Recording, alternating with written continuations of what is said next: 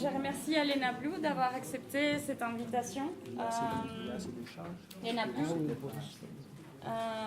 vous la connaissez, elle est une des grandes représentantes, référence majeure de la danse, la création guadeloupéenne et des Caraïbes. Elle est, je reprends une description que j'ai bien aimée, à la fois historienne, messagère et nouvelle créatrice de la danse guoka de Guadeloupe. Et on va l'entendre aujourd'hui. Elle va nous parler sur Bigidi Art, un pied de nez à l'histoire Wana. Merci Léna. Merci. Bonjour à tous. Je suis vraiment très très contente et très émue parce que la première fois que j'ai fait une communication sur le Bigidi, c'était ici par James. Quand je dis la première fois, c'est que je suis d'abord une artiste, une danseuse, c'est d'abord le corps. Et je me retrouve à parler en fait de la danse et de la puissance et de l'importance de la danse. Donc c'est vraiment très très important pour moi d'être là parce que quelque part vous êtes mes cobayes dans ma recherche chaque fois comme ça quand je rencontre, que ce soit à travers les conférences ou les stages ou les spectacles. Et c'est pour ça que j'ai pris le parti pris en fait de partager avec vous en fait mes premiers pas dans cette histoire-là, cette aventure qui se nomme Technica. Et quand je mets Bigidi Art, un pied de nez à l'histoire, c'est pour comprendre que c'est un parcours atypique en tant que danseuse. Donc peut-être ce serait une communication un peu singulière, mais je voulais vraiment que ce soit un moment de partage. Je vais vous emmener chez moi, en Guadeloupe. Donc merci James, merci à tout le monde, à Jean-Christophe et à toutes les personnes que je rencontre et qui, sans que vous le sachiez, vous me faites grandir à chaque fois. Donc je m'excuse, mais je préfère lire parce que ça va me permettre de rester... et puis vous avez faim surtout. D'accord ? Donc je vais rester, j'espère qu'on va rester quand même connectés. À bien des égards, il est possible de constater que dans l'imaginaire de beaucoup, la forme d'une île est systématiquement ronde. Elle est exiguë, isolée de tous et de tout, et que par conséquent, ceux qui y habitent manquent d'ouverture. Les territoires insulaires de la Caraïbe portent une histoire singulière, celle de la colonisation, ce qui alourdit et amplifie les représentations des uns et des autres. Le romancier Daniel Maximin décrit parfaitement cet imaginaire de l'île quand il écrit « L'île rêvée, depuis le continent, est isolée au milieu de l'océan. Si elle figure le paradis, elle est forcément unique, petite et introuvable. On n'imagine pas autrement l'île de Paul et Virginie. » J'ai réalisé au fil du temps que mon lieu d'existence était un sac à dos rempli de fantasmes et que la danse qui s'y référait véhiculait son lot de prédéterminisme. La danse qui m'animait dans mon jeune âge était le Gros-Ka. Et les porteurs de cette tradition sont les afro-descendants qui ont hérité de l'histoire coloniale. Le Gros-Ka est intrinsèquement lié à la société d'habitation du milieu du XVIIe siècle. Il se nommait Bamboula, Kalenda.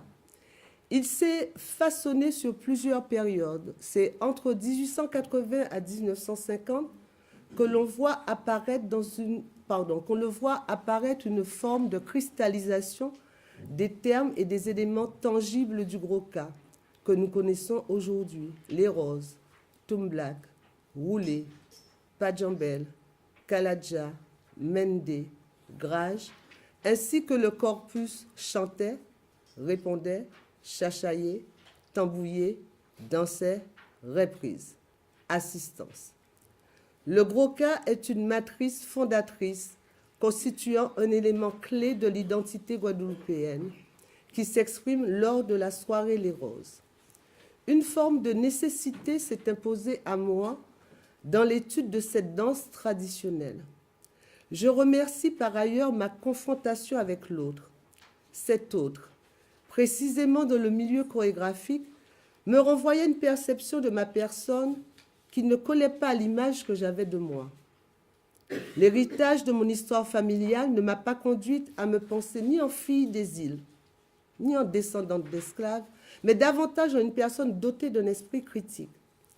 Et cet esprit, particulièrement en tant que femme, réfutait les descriptions des premiers missionnaires, voyageurs ou chroniqueurs de l'époque, comme le journal colonial de 1918 qui décrit une danseuse de Grage, telle une bacchante, ivre d'ardeur sacrée, la face grimaçante.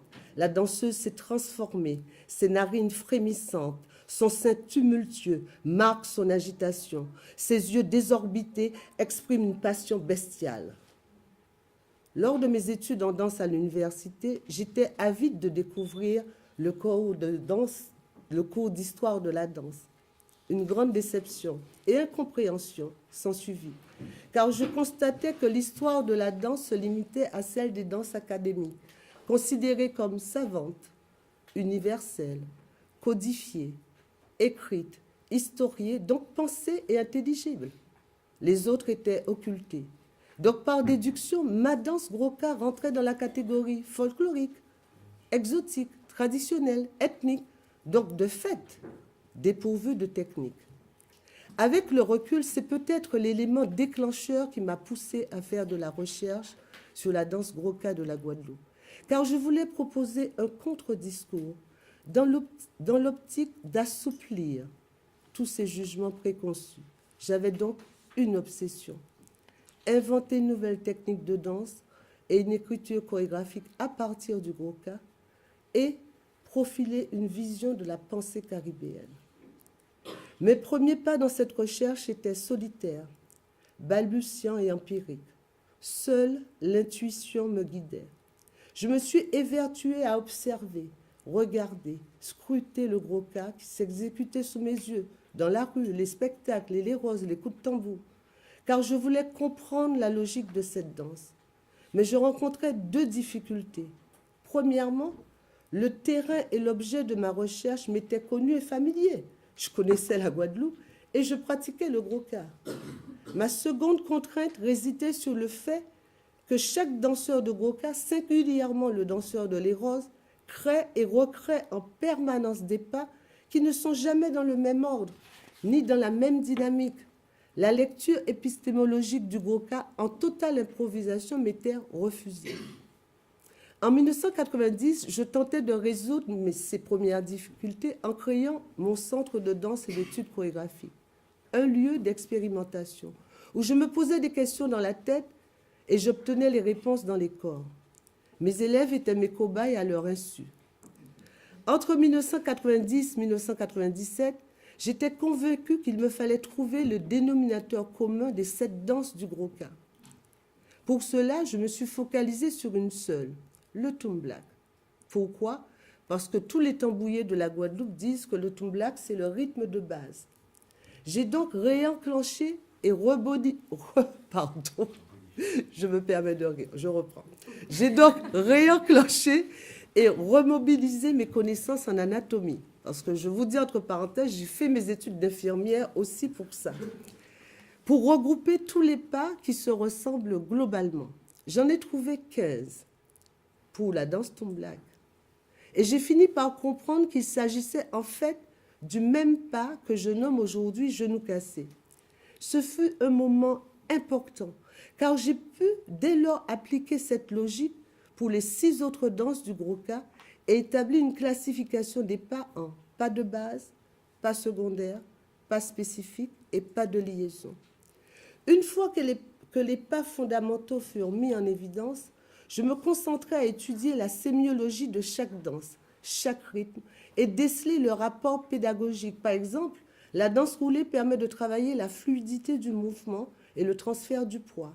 Le mendé, la tonicité musculaire et les transferts d'appui des pieds. Le lait rose, le déséquilibre et le travail triarticulaire, ainsi que les états de corps fluctuants. Je continuais sans relâche à vouloir édifier cette nouvelle technique tout en essayant d'explorer la création. Je créais donc mon second laboratoire, la compagnie Trilogie, où chaque nouveau ballet répondait à la question incessante: comment créer de la danse moderne à partir du Goka. Progressivement, une taxinomie du Goka s'est élaborée et le sillon d'une écriture caribéenne se profilait, où en 2005, s'est finalisé par la sortie de l'ouvrage Technica. Il m'était possible de proposer un outillage sur lequel allait s'appuyer la pédagogie et la structuration des exercices. 4 critères principaux allaient constituer l'épine dorsale de la Technica. La drive des jambes, c'est-à-dire la mobilité du bas de jambe par le temps de ressort et le piétiné, le bigidi, déséquilibre permanent et imprévisibilité du geste, instabilité des pieds, état de corps fluctuant, posture K, asymétrie corporelle, appui des pieds cantés, c'est en créole, c'est le bord externe du pied, où le poids repose sur le bord externe ou interne, les talons, la rotation interne des jambes, discontinuité du temps, changement de dynamique, rupture du temps, silence habité. Par ce long processus d'analyse didactique du Goka, j'ai pu enfin définir la technique, la rendre intelligible et révéler sa beauté. J'étais apte, selon moi, à confronter, expérimenter la technique sur d'autres corps, afin de vérifier en quelque sorte si les outils pédagogiques proposés étaient efficients, au même titre que les autres techniques académiques. Il m'a fallu 25 années pour conquérir les territoires, les esprits et les cœurs. La conquête était aussi difficile que douloureuse dans mon propre pays qu'à l'extérieur. C'est l'île de la Dominique qui fut la première. Puis au fil du temps, les territoires se sont agrandis, la Caraïbe, l'Amérique latine, les USA, l'Europe, l'Afrique.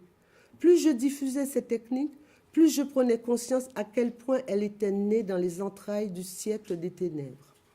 Oser ériger une danse dite folklorique en technique. Oser affirmer sa beauté. Oser éclairer sur sa symbolique et son rôle ontologique, c'était m'engager dans un chemin parsemé d'obstacles, de freins et surtout d'épines de la pensée. Mais là aussi, je remercie l'expérience de la confrontation qui m'a contraint à suivre que mon intuition et garder la foi en cette danse. Au début de ma recherche, j'étais obnubilée par l'invention de la technique.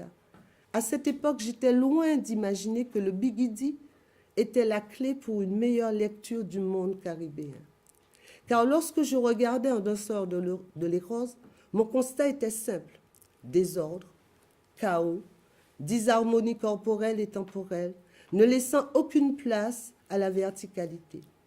Le mot bigidi, prélevé de l'expression populaire créole, bigidi mais pas tombé, qui signifie chancelle mais ne chute jamais, me paraissait le plus approprié pour nommer cette instabilité corporelle. J'ai fini par concevoir que le bigidi constituait en fait l'esthétique de la danse Goka, celle de l'harmonie du désordre. Mais je n'avais pas soupçonné un seul instant qu'en étudiant le corps dansant guadeloupéen, je trouvais une des clés de lecture du corps social caribéen. Le bigidi mais pas tombé du danseur de l'Érose est un modus operandi qui témoigne d'une grande capacité d'adaptation face au carreau. Le bigidi est une posture mentale, une volonté à structurer le champ social et à se structurer à partir de données historiques, géographiques, climatiques, spatiales, politiques. Le bigidi de l'homme l'Érose révèle ici une manière bien singulière de transcrire une lecture anthropologique, sociologique, psychologique pour désigner cet habilis guadeloupéen dans l'art du jeu, déséquilibre, adaptation. C'est d'ailleurs pour cela qu'il apporte des réponses sociales, esthétiques, formelles, fonctionnelles, pertinentes, efficientes, donc intelligibles aux Caribéens. Nous sommes bien en présence de logiques systémiques où ceux qui figurent en bas de l'échelle sociale doivent sans cesse contourner les règles et les normes déshumanisantes pour exister et se construire individuellement et ou collectivement. Il y a une nécessité vitale de faire du déséquilibre une donnée constitutive sur la base de laquelle on se construit socialement et symboliquement. Je conçois le bigidi comme une des clés techniques, artistiques, esthétiques, poétiques de la danse traditionnelle guadeloupéenne.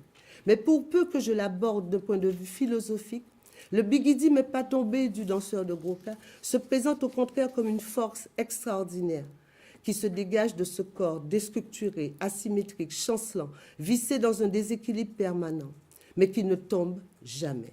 C'est une philosophie de vie qui consiste à rester debout, même de façon bancale face au fracas de la vie. Le Bigidi nous apprend à accepter l'imprévu et à danser le déséquilibre.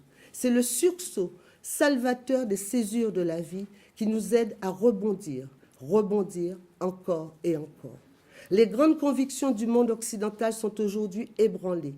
Les dogmes géopolitiques sont autres, déplacés, repensés, où les minorités multiples et le monde virtuel sont la nouvelle conception des grandes orientations politiques, culturelles, économiques, géographiques du monde.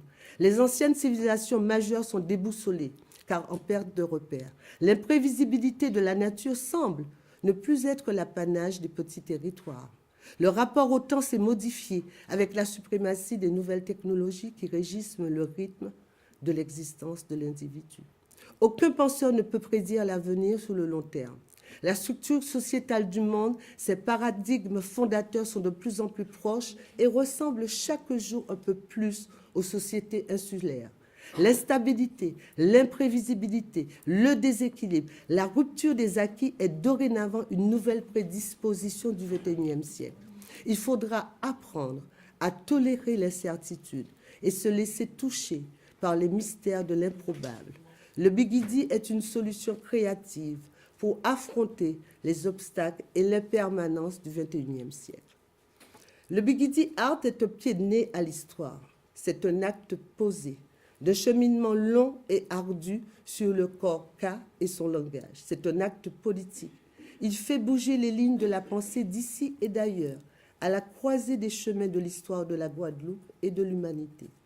Dans ce couloir sombre et étouffant de l'histoire, la technique K et le Bigidi Art est une longue percée vers la lumière, pour simplement dire au monde que de belles intelligences se créent dans ces petits territoires qui font tant rêver. Il a fallu abattre les murs, franchir les obstacles et enjamber de roche en roche pour juste accoster l'autre et converser avec nous-mêmes. La technique K et le Bigidi Art sont des pépites de savoir révéler ceux de la Caraïbe. Retenons la phrase du poète guadeloupéen Franz Sucade, « Le Bigidi est une arme miraculeuse ». Je vous remercie.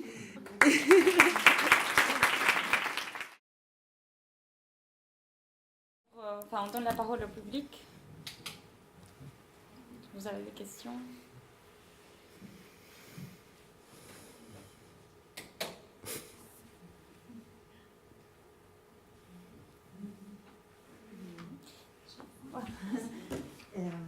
Bon, je voulais vous remercier. Je ne connaissais pas effectivement la technique ni votre création, ni vos créations, ni la danse de la Guadeloupe. Et je trouve que, comme vous avez dit dans votre exposé, c'est très contemporain. Ça va complètement avec, disons, tout ce qu'on a parlé de idées ou des tentatives de lutte, pas anti-occidentale forcément, mais qui cherchent un issue aux grands principes esthétiques, ontologiques, philosophiques occidentales. Et je voulais savoir si vous pourriez nous montrer un pas, nous apprendre à tous, je ne sais pas si les autres sont disposés, Oui. mais nous apprendre au moins un pas. Alors, c'est très simple. Vous allez vous mettre debout. Tout le monde, on se met debout. Allez. Cet état de Bigidi. Vous voyez quand... Ouais, par exemple, dans la théorie de la danse contemporaine, normalement, déjà là, on est déjà en état de déséquilibre. Est-ce que vous vous sentez déséquilibré là? Vous sentez déséquilibré là? Non. Mettez-vous sur vos talons. Tout le monde sur les talons.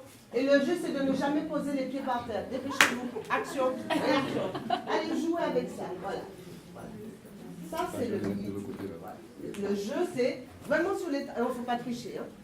Là, personne ne va tomber. Le principe, tu fais ça et ne bouge pas tes pieds. Voilà. Voilà. Hop. Voilà. Ça. Et ça, c'est l'histoire. Vous voyez? Je ne sais pas si le travail, c'est, je vois avec Haïti, le reste de la Caraïbe, mais moi, je voyais cette sensation-là, et où tu vois le gouffre, pour moi, j'imagine l'humain africain qui est avec sa femme, son enfant, et un jour, c'est le désordre. Donc, on a vu ce matin qu'ils avaient comme solution d'adaptation se suicider ou tuer l'enfant. Mais il y a aussi, pour moi, c'est un acte de vie, le Bigidi. Vous voyez? C'est-à-dire sauver sa peau. Ils n'avaient pas d'autre choix que de s'adapter pour ne pas mourir, ne pas devenir fou. Parce qu'on a tendance à oublier qu'on ne parle jamais de la possibilité d'être fou. Normalement, tous là, on devrait être fous. Nous, les descendants. Vous voyez, en termes d'ADN. C'est un trauma. Enfin, moi, je pense ça, je ne suis pas historienne dessus, mais du point de vue purement humain. Vous voyez?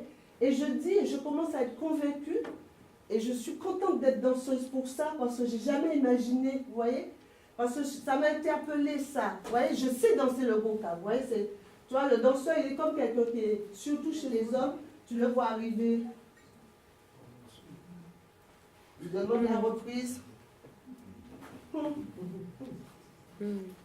Et il joue, et puis il peut s'arrêter, il ne bouge pas. Et puis, les moments où tu vois un super virtuose, tu vois le mec, après, il s'en va, tu dis, mais... Tu vois, quand je commence à faire la recherche, je dis, mais pourquoi il est parti? Alors que c'est mon pays, il y a de la rupture en permanence. Et je crois que le Bigidi, c'est vraiment... Et je pense qu'on peut l'appliquer comme une philosophie de vie pour aujourd'hui. Et je suis convaincue, mais je ne peux pas le prouver scientifiquement, quand on le voit dans la transe pour le vaudou, tu vois, le campé là, tu vois, on le voit dans la santeria, on le voit dans la capoeira, on le voit dans la samba. Je commence dans le belay, il y a de l'esquive. Le Bigidi, c'est ça, c'est quand tu marches comme dans la vie, hop. Et c'est de jouer. En fait, je dis, le danseur de Broca se déjoue de l'équilibre et se joue de l'équilibre. Et la première fois que j'avais dansé Fenêtre sûre, je vais le refaire avec vous ce soir, les gens qui m'avaient vu danser en marcher, vous allez me voir marcher comme ça, et ceux qui ont été demandés est-ce que j'ai pas mal. Vous voyez, ça renvoie, et ça m'amuse beaucoup quand les gens voient l'en-dedans, spontanément ils font ça. C'est-à-dire la débilité, quoi. Oui. Mais là, vous voyez, étudier le corps dansant, c'est impressionnant. Quand on dit, regardez, la danse classique, c'est l'ouverture, l'en dehors. Comment il se pense, l'Européen? L'universalité, c'est de leur point de vue. Vous voyez, la danse classique traduit parfaitement la manière que se pense l'Européen. Et ça, c'est impressionnant. On parle de nos traumas, mais ils ne savent pas qu'ils ont un trauma. Le trauma, c'est de penser qu'ils sont supérieurs. Et qu'ils sont, parce que ça, c'est de leur point de vue, ils peuvent tout comprendre, tout expliquer. Et ça, vous voyez ça, si je suis la pensée européenne, ma danse est en train de prouver à quel point je suis fermée. Hein? L'en-dedans, l'île fermée. Et bien, c'est tout ça que je dois casser, même de mon propre point de vue. Et quand on parlait de l'oubli de trauma, dans mon propre pays et pour le reste de la Caraïbe. Donc, voilà, la danse Broca, c'est ça. Mais vous allez voir, je me suis focalisée dans ma recherche sur la danse léros, parce que je trouvais, comme je l'ai dit dans le documentaire, ce désordre-là, même pour moi qui savais danser le Broca, qui sait danser le Broca toujours, du point de vue scientifique et technique et esthétique, j'arrivais pas à appréhender comment, et ça reste une belle question, comment danser l'harmonie du désordre. Parce que vous voyez, la Guadeloupe, et je dirais la Caraïbe, je ne sais pas si d'autres pays pourraient tenir.